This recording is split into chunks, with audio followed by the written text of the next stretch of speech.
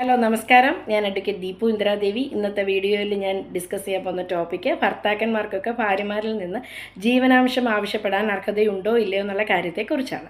Hindu marriage act പ്രകാരം വിവാഹം കഴിഞ്ഞ ഒരു പുരുഷന് ചില സാഹചര്യങ്ങളിൽ തൻ്റെ ഭാര്യയിൽ നിന്നും ജീവനാംശം ആവശ്യപ്പെടാൻ സാധിക്കും.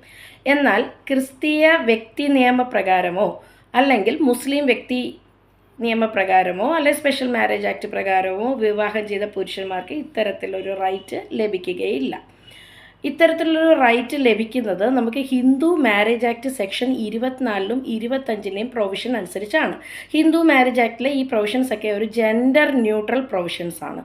ഐദർ സ്പൗസ്, ഭാര്യ അല്ലെ ഭർത്താവിന്, ഈ ഭാര്യയ്ക്കോ ഭർത്താവിനോ ഈ പറഞ്ഞ സെക്ഷൻസ് 24, 25 പ്രകാരം കോടതിയിൽ പെറ്റീഷൻസ് ബോധിപ്പിക്കാൻ സാധിക്കും. അതുപോലെ ജീവനാംശമൊക്കെ ക്ലെയിം ചെയ്യണമെങ്കിൽ അതിന് അതിൻ്റേതായ ഒരു റീസൺ ഉണ്ടായിരിക്കണം, തക്കതായ ഒരു റീസൺ. ഇപ്പോൾ ഉദാഹരണമായിട്ട് പറയുകയാണെങ്കിൽ ഭർത്താവാണ് ജീവനാംശം ചോദിക്കുന്നുവെങ്കിൽ ഭർത്താവ് ഒരു വലിയ ആക്സിഡൻറ്റിലൊക്കെ പെട്ട് ടോട്ടലി ബെഡ് റിഡനായിട്ടൊക്കെ കിടക്കുകയാണ്. അപ്പോൾ ജോലിക്കൊന്നും പോകാനോ സ്വന്തം കാര്യങ്ങളോ ചിലവുകളോ ഒന്നും നോക്കാൻ, മെഡിസിൻസോ ബാക്കി ഒന്നും ഫുഡ് ഒന്നിനും പറ്റാത്തൊരു സാഹചര്യം ആയിരിക്കണം. അത് നമ്മൾ കോടതിയെ തെളിയിക്കണം. എങ്കിൽ മാത്രമേ ഭാര്യയിൽ നിന്ന് ജീവനാംശം കിട്ടത്തുള്ളൂ. ഇപ്പോൾ ഹിന്ദു മാരേജ് ആക്ട് അനുസരിച്ച് ഭാര്യയ്ക്കും ഭർത്താവിനും ക്ലെയിം ചെയ്യാമെന്ന് ഞാൻ നേരത്തെ പറഞ്ഞു. തിരിച്ച് ഭാര്യയായാലും തന്നെ അവരിപ്പോൾ ഭാര്യയ്ക്ക് നല്ല വലിയ ജോലിയൊക്കെ ഉണ്ട്, ലക്ഷങ്ങളുണ്ട്, ഭർത്താവിന് വലിയ ജോലിയൊന്നുമില്ല, അങ്ങനെയൊക്കെയുള്ള സിറ്റുവേഷൻ ഭാര്യയ്ക്കും പറ്റില്ല. അതുപോലെ ഇത് എപ്പോഴും എവിഡൻസ് ഉണ്ടായിരിക്കണം. എവിഡൻസ് നോക്കിയിട്ട് മാത്രമേ കോടതി ഇത്തരം ഉത്തരവുകളൊക്കെ പാസ്സാക്കത്തുള്ളൂ.